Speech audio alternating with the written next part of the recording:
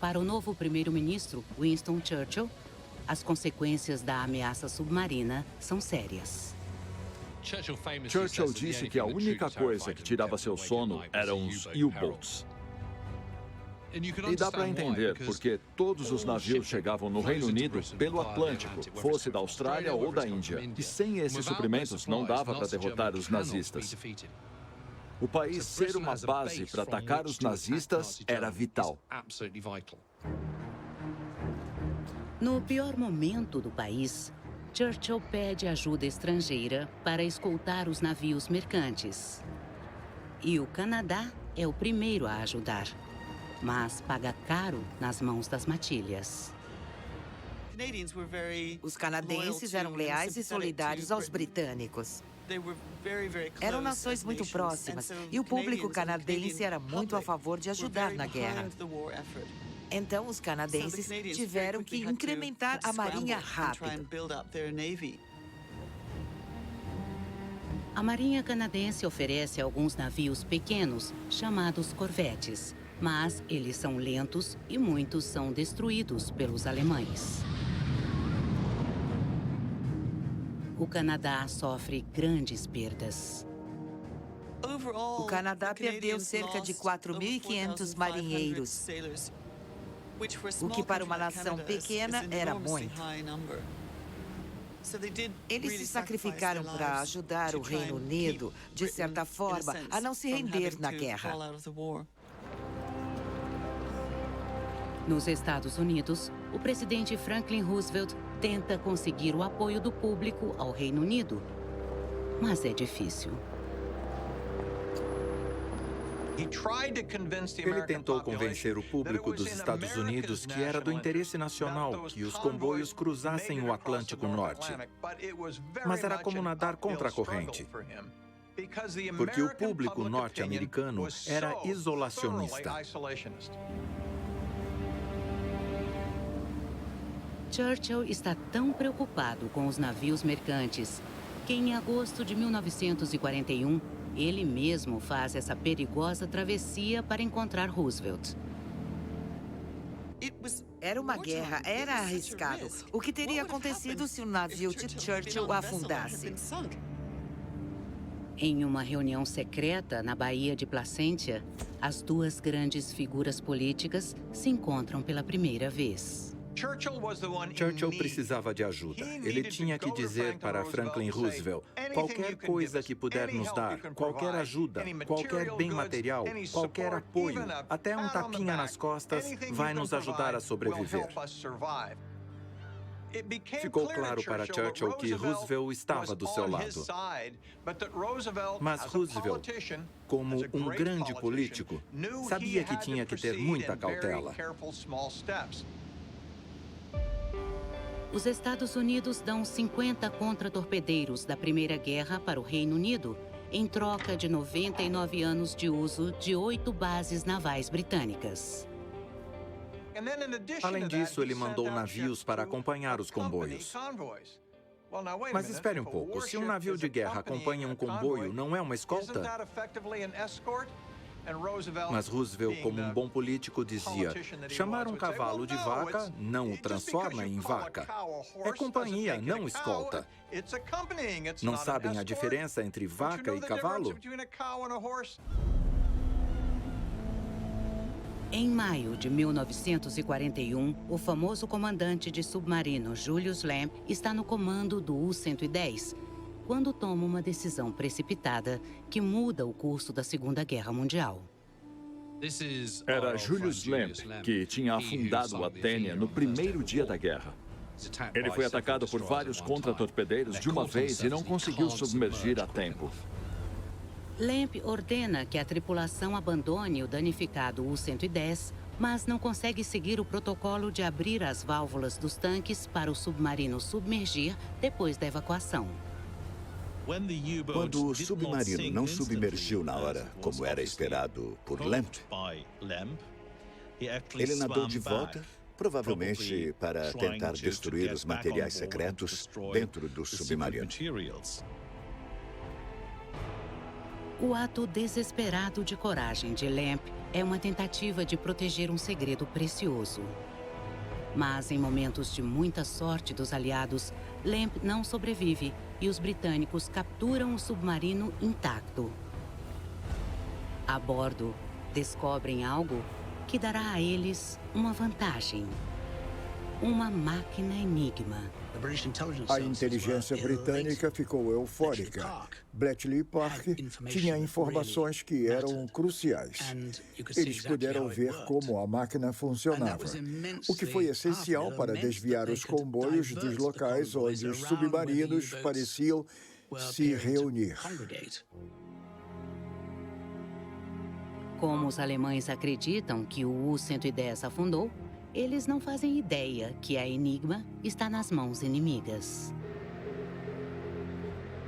Para os britânicos, é essencial que os alemães nunca saibam que eles decifraram a Enigma. Mas isso gera dilemas éticos.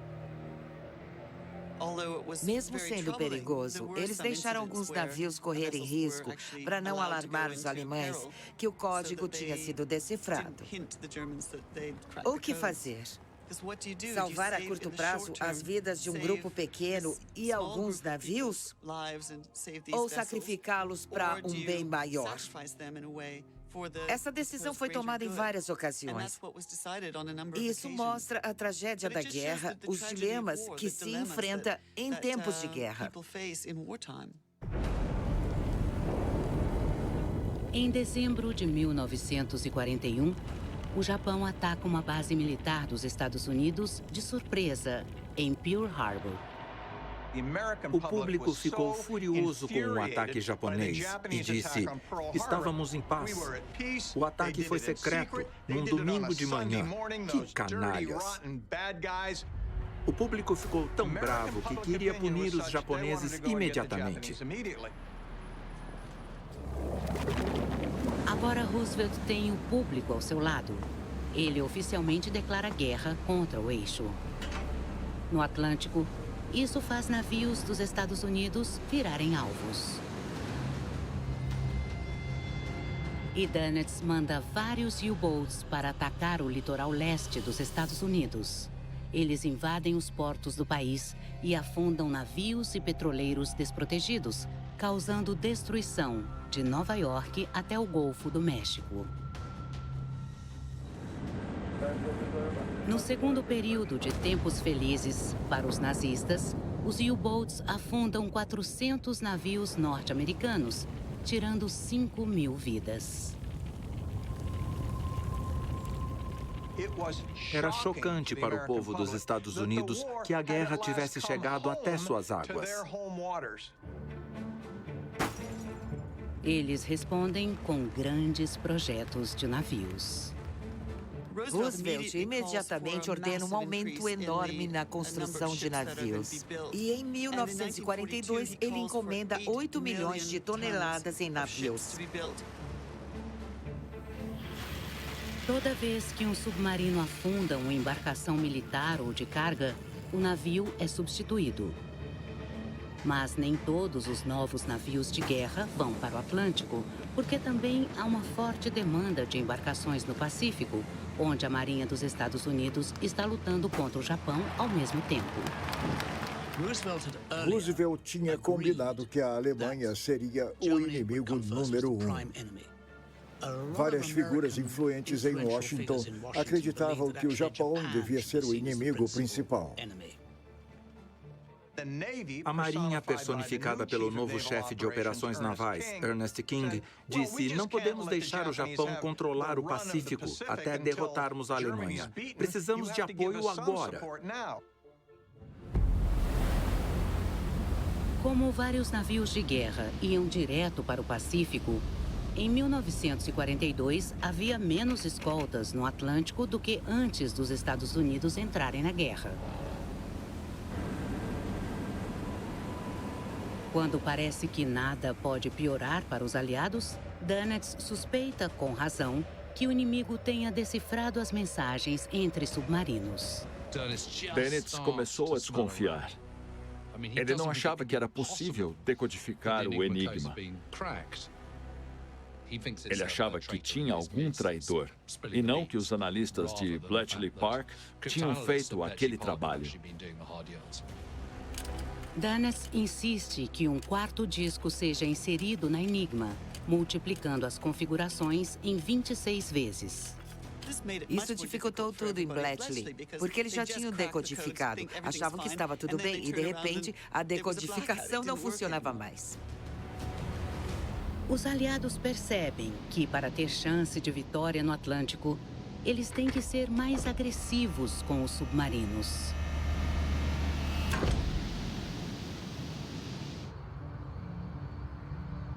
Os britânicos pedem para as unidades táticas ocidentais em Liverpool desenvolverem uma estratégia anti-submarino. A equipe é do Serviço Real Naval das Mulheres, conhecido como RANS. Elas receberam a tarefa de simular jogos de guerra e tentar pensar no que fazer no caso dos comboios que estavam sendo atacados. O RANS faz jogos de batalha naval enormes no chão e reencena batalhas anteriores entre escoltas e U-boats. Um desses jogos foi a Operação Raspberry, que era um jeito de zombar Hitler. Ao pensar em diferentes possibilidades de reação, elas descobriram a melhor forma de proteger a marinha mercante. Elas analisaram padrões e viram como os submarinos se mobilizavam, usando dados de comboios interceptados e de ataques submarinos. E elas tentaram melhorar a proteção das escoltas e os ataques aos submarinos. As mulheres do RANS fazem grandes avanços táticos e ensinam contra-ataques a milhares de oficiais navais. Os oficiais voltavam aos navios e colocavam as táticas em prática. Elas foram bem-sucedidas. As RANS foram aplaudidas pelo grande trabalho. Todas as técnicas dos comboios mudaram graças a elas. As novas táticas são usadas de forma exemplar pelo capitão Johnny Walker, famoso abatedor de U-boats. Walker comanda uma grande escolta de 500 homens que viajam à frente dos comboios caçando submarinos. You have created a record in having sunk, well and truly, no doubt about them, 6 German U-boats. Os U-boats, que tinham sido caçadores desde 1939, agora se tornaram caça. Os comandantes pedem a Churchill uma aeronave de longo alcance para que os grupos escoltados por Walker cheguem em uma área de 470 mil quilômetros quadrados no meio do Atlântico, onde os U-boats se escondem. Era a lacuna do Atlântico, o buraco negro. Era onde os U-boats se juntavam e era impossível atacá-los efetivamente, porque era muito longe da terra firme. A maioria dos aviões não chegava lá. Walker quer bombardeiros de longo alcance para fechar a lacuna do Atlântico. Mas todos estão alocados para o chefe do comando de bombardeiros, Arthur Harris. Harris, apelidado de Bomber Harris, queria usar todos os aviões disponíveis para bombardear cidades alemãs. Ele achava que, se bombardeasse cidades o suficiente, ia baixar o moral, derrubar Hitler e terminar a guerra sem uma invasão. Aquela estratégia podia encerrar a guerra. When the storm bursts over Germany, they will look back to the days of Lübeck and Rostock and Cologne. As a man caught in the blasts of a hurricane will look back to the gentle zephyrs of last summer. Churchill devia achar que o Bomber Harris era uma figura rude, mas até gostava de sua atitude agressiva e estilo tipo, claro, vamos destruí-lo pelo ar. Churchill fornece os bombardeiros para Harris em vez de enviá-los para proteger a marinha. A lacuna do Atlântico continua sendo porto seguro para os U-boats se esconderem e ameaçarem o abastecimento britânico. Em janeiro de 1943, a maré está virando para Hitler em todos os frontes. E há problemas no alto comando da marinha. O almirante Raeder sofreu uma derrota humilhante na Batalha do Mar de Barents. É a sua segunda maior derrota depois que a Marinha Britânica juntou uma grande frota de aeronaves e navios de guerra para afundar o adorado Bismarck de Hitler. O Bismarck afundar foi um grande baque. Ele representava 1/4 da força da frota de batalha alemã. Foi o fim da estratégia de superfície do Raeder. Os navios grandes que ele defendia não tinham sucesso contra os comboios. Hitler ficou furioso e disse: Raeder, você defendeu grandes navios e me prometeu sucesso. Hitler demite Raeder e logo promove Dönitz para ser o novo comandante-chefe da Kriegsmarine. Dönitz finalmente tem o controle e os 300 U-boats que ele tanto queria. Mas será tarde demais? A balança de poder no Atlântico tinha mudado de novo. Os aliados tinham vantagem tecnológica com novas armas, como o morteiro Hedgehog e radares de detecção. O protocolo de ataque alemão na superfície, à noite, para que os sonares não os afetassem, foram neutralizados pelo fato dos aliados terem radares que os detectavam no escuro. Isso mudou totalmente a dinâmica. Quando a Marinha Britânica finalmente ganha apoio de aviões de longo alcance em 1943, os aliados fecham a lacuna do Atlântico. Quando eles ganharam alcance de todo o Atlântico, foi o fim da linha para os submarinos. Os Liberators B-24 eram armados com foguetes, canhões, torpedos, bombas, tudo. Quando viam um submarino, atacavam com tudo. Destruíam tudo. Nessa fase da guerra, as tripulações dos U-boats têm a maior taxa de morte de todas as forças alemãs. Os consagrados ases do passado se foram, e seu conhecimento se perdeu com eles. Apesar da inexperiência das tripulações novatas, em 5 de maio de 1943, Dönitz manda 30 submarinos atrás de um grande comboio. Eles não são páreo para os aliados, e 7 submarinos não voltam. É o dia de maior prejuízo de Dönitz. E as coisas só pioram durante o chamado Maio Sombrio. Maio de 1943 foi decisivo, pois mais de 40 submarinos afundaram, e isso era insustentável. Dönitz percebeu que as tripulações eram cada vez mais inexperientes. Eram cordeiros indo para o abate. E foi uma reviravolta pessoal, porque seu filho Peter foi morto em um dos U-boats afundados pelos britânicos. Depois de maio de 1943, Dönitz finalmente aceita que os comboios são bem defendidos demais e tira os submarinos do Atlântico Norte. Ele disse para Hitler: nossos U-boats não destroem tanto. As perdas estão muito altas. Temos que retirá-los do Atlântico Norte. Apesar disso, Dönitz garante a Hitler que nem tudo está perdido e defende um tipo de U-boat mais rápido que pode ficar embaixo d'água com um snorkel. Dönitz disse a Hitler: os U-boats ainda são a forma de ganhar a guerra. Tem novas tecnologias chegando. Eles são mais poderosos, com maior alcance. Mas a mensagem era: eu consigo. Nem Dönitz nem Hitler achavam que era o fim dos U-boats e eles queriam relançar a iniciativa, mas não perceberam no momento que aquela era a derrota final. Dönitz continua enviando tripulações para o Atlântico, dizendo aos homens que sua presença é um sucesso e que afundar navios mercantes é um bônus.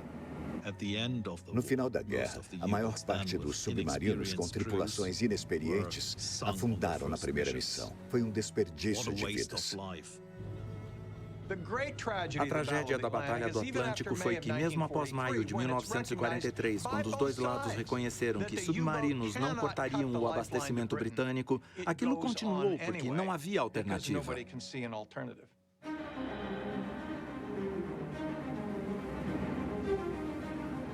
Agora, os aliados controlam o Atlântico.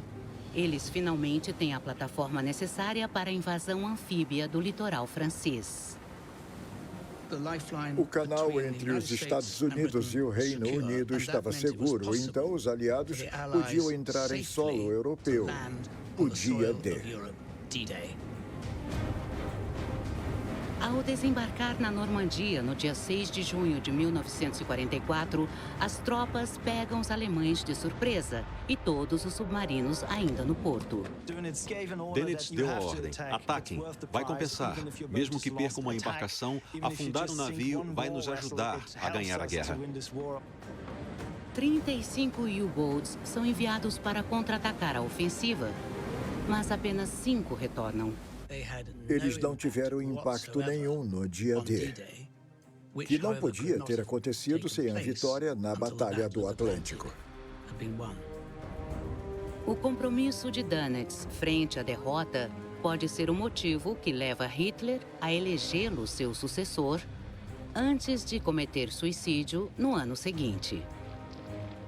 A ideia insana de Hitler de um Reich de 1000 anos desmoronou.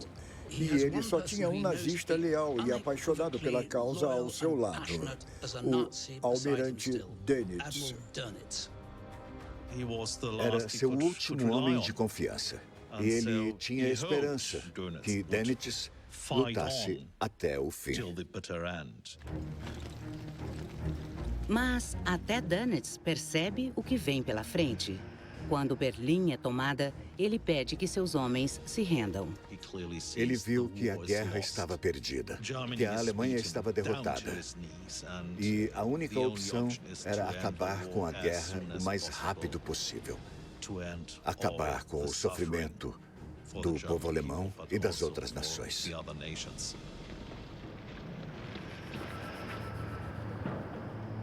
Se Hitler tivesse dado 300 submarinos a Dönitz no começo da guerra, o resultado da Batalha do Atlântico poderia ter sido diferente.